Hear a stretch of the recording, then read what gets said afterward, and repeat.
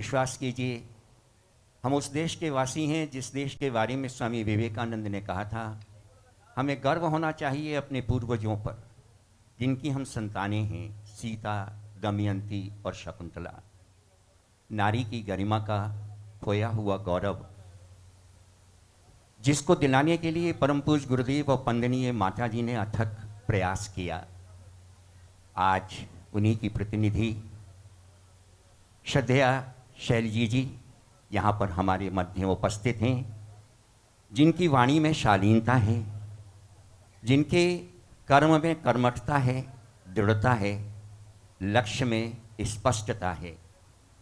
लक्ष्य स्पष्ट दृष्टिगोचर होता है और उसी की तरफ स्वयं अग्रसर होकर हम सब बालकों का मार्गदर्शन करती रहती हैं, जिनकी एक छवि देखने से लगता है कि हम परम पूज्य गुरुदेव व परम वंदनीय माता जी के दर्शन उनकी छवि में कर रहे हैं, जिनके दर्शन मात्र से मनुष्य अपने दुख और कष्टों को भूल जाता है, अपनी पीड़ाओं को भूल जाता है। उनके प्यार भरे एक आशीर्वाद पाने के लिए हम लोग लालायित रहते हैं। आज वही शैलजी जी हमारे मध्य उपस्थित हैं मार्गदर्शन करने के लिए। श्रद्धेय शैलजी जी।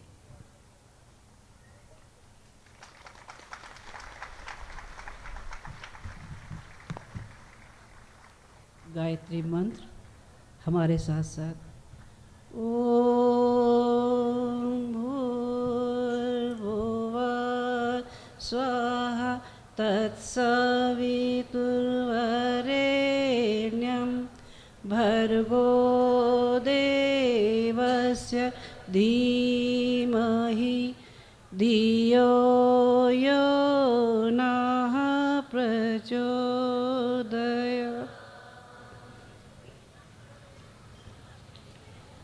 परम पूज्य गुरुदेव और वंदनीय माता जी की सूक्ष्म उपस्थिति में विराजमान शक्ति स्वरूपा माताओं, बहनों और भाइयों, आज हम सब लोग अश्वमेधिक पराक्रम के लिए यहाँ इकट्ठे हुए। गुरुदेव माता जी का एक सपना रहा, इस विश्व की आधी जनशक्ति नारी अगर उठ खड़ी हो तो राष्ट्र का कायाकल्प हो जाए। उन्हीं के मन की बात कोई प्रवचन देने नहीं, उनके मन की पीड़ा, उनके मन की बात उनके अपने बच्चों से कहने आए। सर अब्राहम लिंकन जिस समय अमेरिका के राष्ट्रपति थे, उस समय एक कानून पास होने जा रहा था और वो ये था कि काले लोगों को जानवरों के साथ खेत में जोत दिया जाए। उनके पास अपनी मौलिक संपत्ति नहीं होगी, उनके पास उनकी स्वतंत्रता नहीं होगी। ये वो समय था जिस समय काले लोगों पर बहुत घने अत्याचार होते थे। छोटी छोटी बात पर कोड़े बरसाने से लेके माताओं की गोद से दूध पीते बच्चों को छुड़ाकर जानवरों के बाड़े में फेंक देने जैसे अमानुषिक अत्याचार होते थे। कोई उनके विरुद्ध कह पाता था, कोई उनके विरुद्ध कह नहीं पाता था। ऐसे में अपने आसपास के वातावरण को देखने वाली, अपनी डायरी के पन्नों में लिखने वाली, जिसका अंतःकरण पीड़ा से भरा हुआ था, इस चीज़ को देखकर एक मानव के ऊपर इतना अत्याचार करे।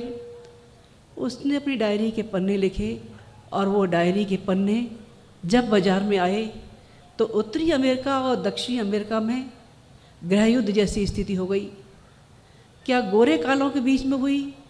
गोरे कालों के बीच में नहीं, ये उन गोरे गोरों के बीच में हुई जो एक मानवता के पक्षधर थे और एक जो इसके विरुद्ध थे। ऐसे में भाव संवेदनाओं का हथियार लेके उठ खड़ी हुई थी हैरियट स्टो, अंकल टॉम काका की कुटिया। ये वो किताब थी जिसमें मानव की वो संवेदनाएं भरी हुई थी, जिस किसी ने भी पढ़ा उसकी आंखों से आंसू की धारा झर निकली। इस संसार में जब कभी भी महत्वपूर्ण कार्य संभव हुए हैं, उसके पीछे प्रत्यक्ष या अप्रत्यक्ष रूप से एक सत्ता काम करती रही है, उसका नाम है मातृसत्ता। सुनते हैं स्वर्ग में एक कल्प वृक्ष है जिसमें धर्म, अर्थ, काम और मोक्ष 4 फल लगा करते हैं, और उसकी छाया में बैठकर जो भी भावना की जाती है वो फल उसको मिल जाया करता है। पता नहीं, उस वृक्ष को तो देखा नहीं, लेकिन हाँ, इस पृथ्वी पर चलते फिरते एक जीवित कल्प वृक्ष को देखा है जिसको कहते हैं मातृसत्ता। ये जब किलकारी भरती हुई पिता की गोद में आती है तो उसके मन में वात्सल्य का भाव जागृत करती हुई आती है, और यही नारी जब कच्चे सूत के धागे लेकर भाई के सामने जाती है तो उसके मन में पवित्रता का संचार करती हुई चली जाती है। वही नारी अग्नि के 7 फेरे लेकर जब पुरुष के पास जाती है तो उसकी अपूर्णता को पूर्णता में बदलती हुई चली जाती है, और वही नारी अपने बच्चे के लिए साक्षात प्राणदायिनी संजीवनी बन जाती है। नारी जीवन का इतिहास बहुत शानदार रहा। कहते हैं विद्या की देवी सरस्वती की तुलना में और कोई देवता नजर आते हैं और कोई देवता नजर नहीं आते। धन की देवी महालक्ष्मी की तुलना में धनपति कुबेर बौने लगते हैं, और देवी दुर्गा तो अकेली ही सारे देवताओं के बराबर खड़ी हो जाती हैं। ये प्रतिमान है, आप कह देंगे तो पौराणिक प्रतिमान है। मानवीय धरातल पर ये कब संभव हुआ? मानवीय धरातल पर भी अगर उठा के देखें, राम साथ नहीं है तब भी सीता के बच्चे राम से कम नहीं हैं। दुष्यंत भूल भी जाए अपनी शकुंतला को, तब भी शकुंतला के बच्चे, शेर की दांत गिनने वाले, जंगल में जिस शकुंतला ने अपने बच्चे को जन्म दिया उसको चक्रवर्ती सम्राट बनाने का साहस भी शकुंतला कर सकती है। सावित्री अपने सत्यवान को यमराज से छुड़ा कर ला सकती है। हाड़ा रानी ने देखा उसके पति सरदार चूड़ावत मोहग्रस्त हो रहे हैं। एक तरफ लड़ाई थी, देश की आन थी, दूसरी तरफ नवविवाहिता पत्नी का मोह सरदार चूड़ावत को खींच रहा था। ऐसे में पति का मोह भंग कर कर कर्तव्य रास्ता दिखाने वाली हाड़ा रानी अपना शीश काट के रख देने वाली का इतिहास और कहीं मिल सकता है और कहीं मिल नहीं सकता। और देवी भारती का तो उदाहरण और भी अनूठा है। देवी भारती जिस समय मंडन मिश्र और जगत गुरु शंकराचार्य में शास्त्रार्थ हुआ, उस समय निर्णायक की भूमिका देवी भारती को दी गई। लोगों को उसकी निर्णायक क्षमता पर कोई शक था, कोई शक नहीं था। और उससे भी बड़ी बात ये थी कि एक तरफ स्वयं का पति था और दूसरी ओर नितांत अपरिचित व्यक्ति। और उस पर भी एक स्थिति ये आई कि एक बार मंडन मिश्र जब शास्त्रार्थ में कुछ कमज़ोर पड़ते दिखाई पड़े तो उस समय देवी भारती ने वो कमान संभाली थी जिस पर जगत गुरु शंकराचार्य को भी 6 महीने का समय मांगना पड़ा था उनके प्रश्नों का जवाब देने के लिए। नारी जीवन का अतीत बहुत शानदार रहा है, लेकिन आज जब देखते हैं एक तरफ वो शानदार अतीत, एक तरफ आज का पराभव, नारी जन न्यायालय के सामने न्याय की भीख मांगती है, कहती है उसे और अधिक अपमानित और तिरस्कृत न किया जाए। विज्ञापन के दौर में नारी आज एक विज्ञापन की वस्तु बन के रह गई। सार्वजनिक चौराहों पर लगे हुए पोस्टर, सार्वजनिक पत्रिकाओं में छपने वाले चित्र जिनको देखकर आंखें शर्म से झुक जाती है। विज्ञापन चाहे चाय का हो, पान बीड़ी का हो, चाहे जेवरों का हो, किसी का भी हो, लेकिन नारी का वो भौड़ा रूप प्रस्तुत किया जाता है। देख के आँखों में पीड़ा उभर आती है। आप में से इतने लोग बैठे हैं, आप लोगों से एक प्रश्न करना चाहूँगी, क्या अपने घरों की बहन बेटियों के गंदे चित्र सार्वजनिक चौराहों पर लगाना पसंद करेंगे? मेरे ख्याल से शायद आप में से हर एक का जवाब एक ही होगा, वो होगा नहीं। जब इसका जवाब नहीं है तो ये गंदी बाढ़ आती क्यों है? सवाल ये नहीं उन पोस्टरों में, इन किताबों में छपने वाली नारी किसकी माँ है, किसकी बहन है, किसकी पत्नी है, किसकी बेटी है, अस्मिता केवल एक ही है। नारी माँ भी है, बहन भी है, बेटी भी है, उसके स्वाभिमान की रक्षा की ही जानी चाहिए। आज दहेज की बलवेदी पर चढ़ने वाली बेटियों की चीखें किसी को सुनाई पड़ पाती हैं, किसी को सुनाई पड़ नहीं पाती।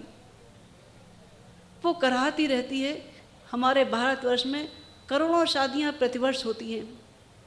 पुरुष हमारी संवेदनाओं को न समझ सका, क्षमा किया जा सकता है, लेकिन नारी का दर्द समझ न सके, उसकी पीड़ा का अनुमान न लगा सके, इससे ज़्यादा दुखद स्थिति और क्या हो सकती है।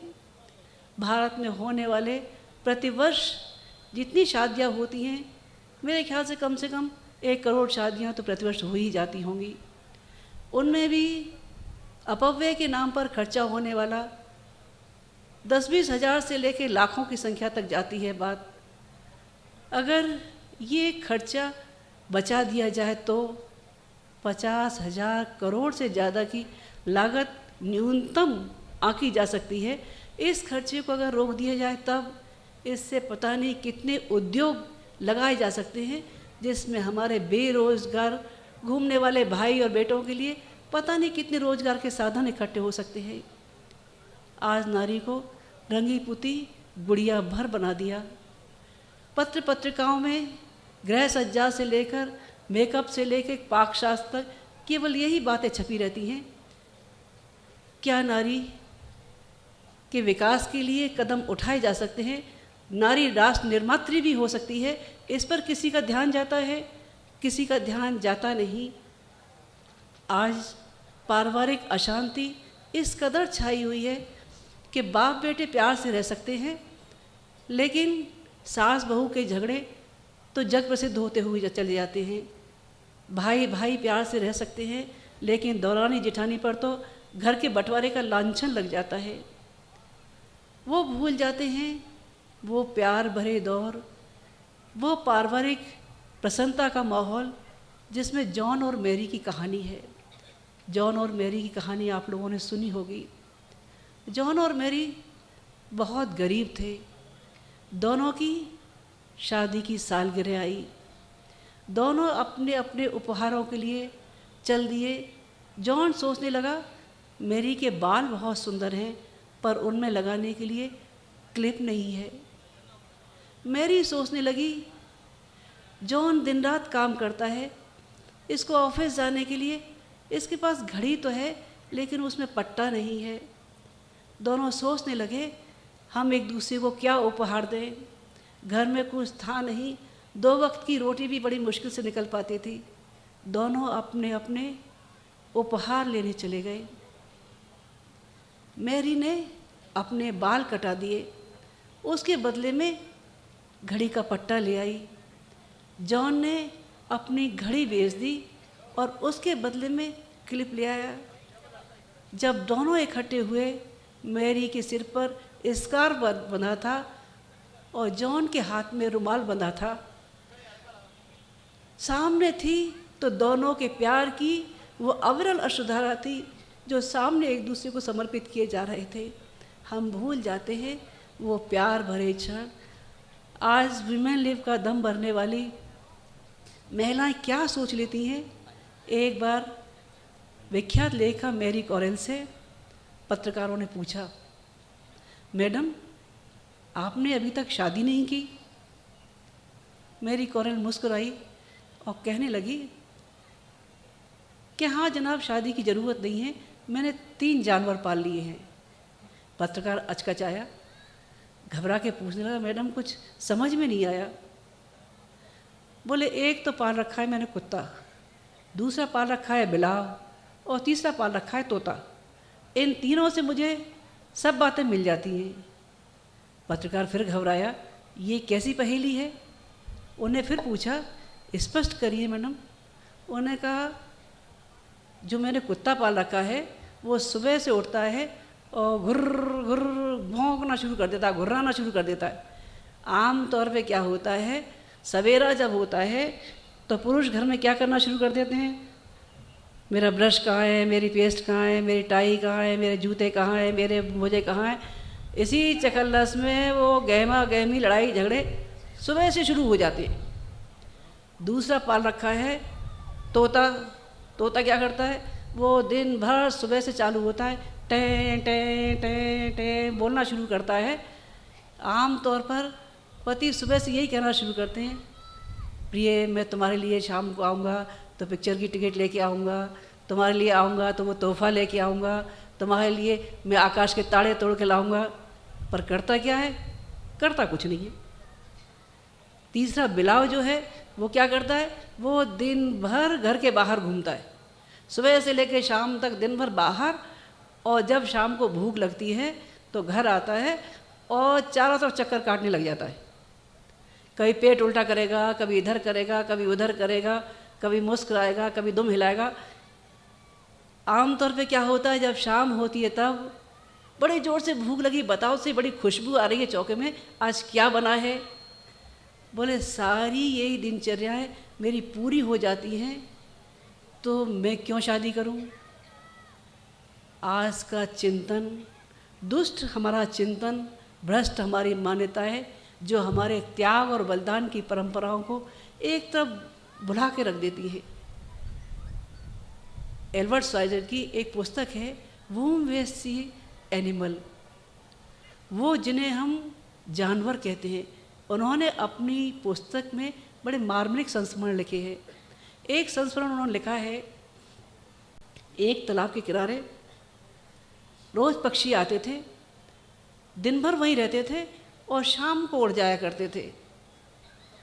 एक दिन पक्षी उड़े तो सही, लेकिन वापस लौट के वहीं आ गए। सब ने कोशिश की कि ये पक्षी आज उड़ क्यों नहीं रहे हैं, ये वापस क्यों आ गए। देखने में पता चला एक शिकारी ने एक बच्चे के पंख काट दिए थे। वो पक्षी तब तक बच्चे के पास बैठे रहे घेर कर जब तक उसके पंख वापस नहीं आ गए। अपनी जान हथेली पे रखकर अपने बच्चों की सुरक्षा के लिए, बस पक्षी इतने दुरुस्त हो सकते हैं, पर मानव जाति जो हमारी संकट के दौर से गुजर रही है, क्या इसकी ओर किसी का ध्यान जाता है? किसी का ध्यान नहीं जाता। आज हमारी पीढ़ियाँ भटकती हुई चल जाती हैं। बार बार अशांति के दौर में हमारे घरों में बाल अपराधी जन्म लेते हैं, हमारे घरों में ओल्ड हाउस जिंदा होते हुए चले जाते हैं। माता पिता जिन्होंने प्यार की घूंटी देकर बच्चों को पाला पोसा बड़ा किया, उन बच्चों ने ही बड़े होने पर उनको ओल्ड हाउस का उपहार दे दिया। इससे ज़्यादा वेदना और क्या हो सकती है। परम पूज्य गुरुदेव ने 21वीं सदी नारी सदी का उद्घोष किया था, और ये उद्घोष जिस प्रेरणा पर किया था वो वंदनीय माता जी थी। गुरुदेव ने उद्घोष किया तो वंदनीय माता जी ने उसको आंदोलन का रूप दिया। वंदनीय माता जी जब आंवलखेड़ा आई, ये समय वो था जो घूंघट का दौर था। माता जी आगरा की रहने वाली, गुरुदेव आंवलखेड़ा गांव के रहने वाले। माता जी आंवलखेड़ा गांव में आई और घूंघट में ही आई। उन्होंने आकर देखा अशिक्षा के दौर में दबती हुई नारी, बेगाने तो बेगाने, अपने भी जब कुदरत की मार पड़े तो संपत्ति पर अंगूठा लगवा के घर से बाहर निकाल देने वाले लोग। घूंघट की आड़ में बदलती हुई नारी को देखा, करहाती हुई नारी को देखा। उन्होंने देखा बाड़े में बंद जानवर मुंह खोल के रह सकते हैं, लेकिन नारी की हालत और भी ज़्यादा खराब है। वो बाड़े में बंद जानवरों से भी ज़्यादा बदतर है, वो अपने घर में भी घूंघट में कैद है। उनका मन क्रांतिकारी हो गया। ये वो समय था जो अतिवाद दो छोरों पर था। एक छोर में अशिक्षा थी, कुरीतियाँ थी, अंधविश्वास थे, तो दूसरी ओर पढ़ी लिखी थी, मोम की गुड़िया बनी हुई थी, रंगी पुती थी, बाहर से हंसती थी, लेकिन उसका अंतःकरण रोता था कि उसकी प्रतिभा का उपयोग समाज के नवनिर्माण के, राष्ट्र के नवनिर्माण में जो होना चाहिए था वो आज कैद है। जो जिस रूप में प्रस्तुत किया जाता है उस रूप को देखकर माता जी बहुत व्यथित थी। उन्होंने जन आंदोलन शुरू किए, नारी को आगे बढ़ाने के लिए प्रयास शुरू किए। आज उनका लगाया वट वृक्ष जो उस समय बीज बोया था, आज विशाल वृक्ष के रूप में परिणित होता हुआ जा रहा है। वंदनीय माता जी, हम लोग बहुत छोटे छोटे थे। अटरू राजस्थान की एक जगह है, वहाँ की एक प्रेमवती करके बहन आया करती थी। उनकी शादी बहुत छोटी उम्र में हो गई थी। 19-20 साल तक उनके 3 बच्चे भी हो गए थे और ससुराल वालों ने संपत्ति पर अंगूठा लगवा के उनको घर से बाहर निकाल दिया था। मायके में कोई था नहीं, केवल एक छोटा भाई था। माता पिता की डेथ हो गई थी। वो बच्ची रोती हुई मथुरा आई और माता जी के पास लिपट के बिलख बिलख के रोने लगी। कहले, माता जी, आपने मुझे बेटी कहा है, मेरा दर्द सुनने वाला कोई नहीं, मैं कहाँ जाऊँ? ससुराल वालों ने 3 बच्चों सहित मुझे घर से बाहर निकाल दिया। पढ़ी लिखी हूँ नहीं, भाई है वो भी 10-15 साल का ही है। मैं वो झाड़ झाड़ करके बहुत रोई। माता जी ने कहा, बेटा तू चिंता मत कर, मैंने बेटी कहा है, अपनी छाती से लगा के रखूँगी। माता जी ने उनको पास रखा, उनके लिए किताबें ला के दी, उनको पढ़ाया लिखाया, टीचर ट्रेनिंग कराई। आज उनके बच्चे भी रिटायरमेंट के आसपास हैं। वो जब रिटायर हुई, प्रिंसिपल के दौर से रिटायर हुई थी।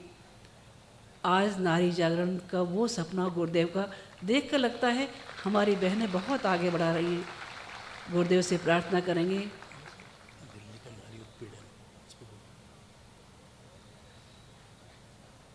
आज गुरुदेव से प्रार्थना करेंगे, हे गुरुदेव, नारी को वो शक्ति देना जो क्रांति का नया अध्याय लिख दे, फिर से किसी चेन्नम्मा को जन्म दे, फिर से किसी हाड़ा रानी को जन्म दे, फिर से किसी सीता को जन्म दे, जो लवकुश सी संतान दे। परम पूज्य गुरुदेव, वंदनीय माता जी, आपके ऊपर अनुदानों की वर्षा बरसाएं। ओम शांति।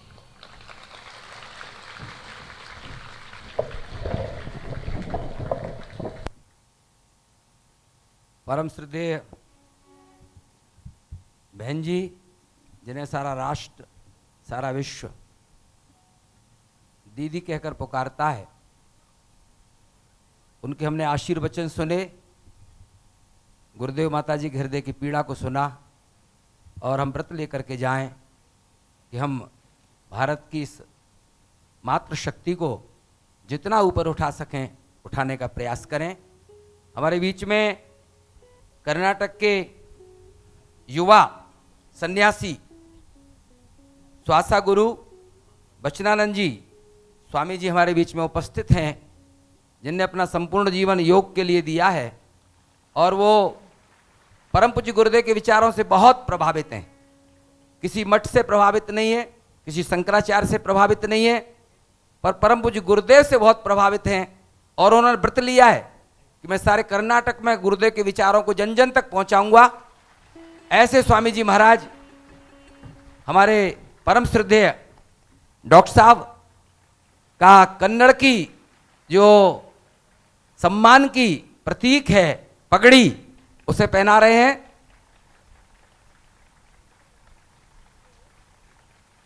ओम मंगलम भगवान विष्णु मंगलम गरुड़ध्वज मंगलम पुंडरीकाक्षो मंगलाय तनोहरि।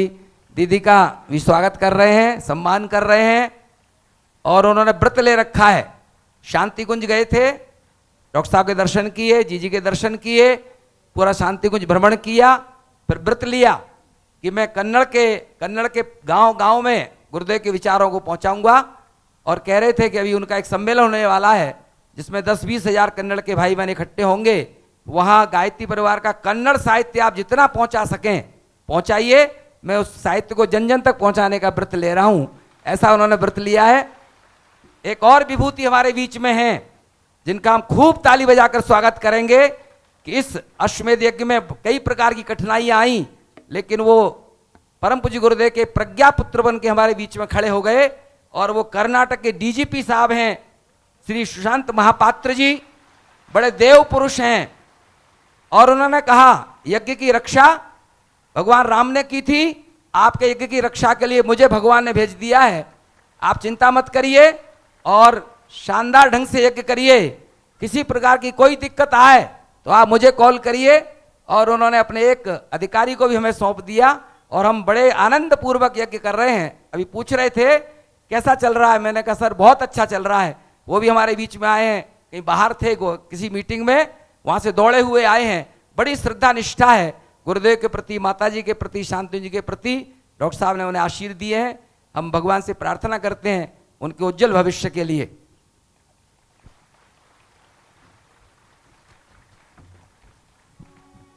बहनों और भाइयों, ये हमारा सौभाग्य है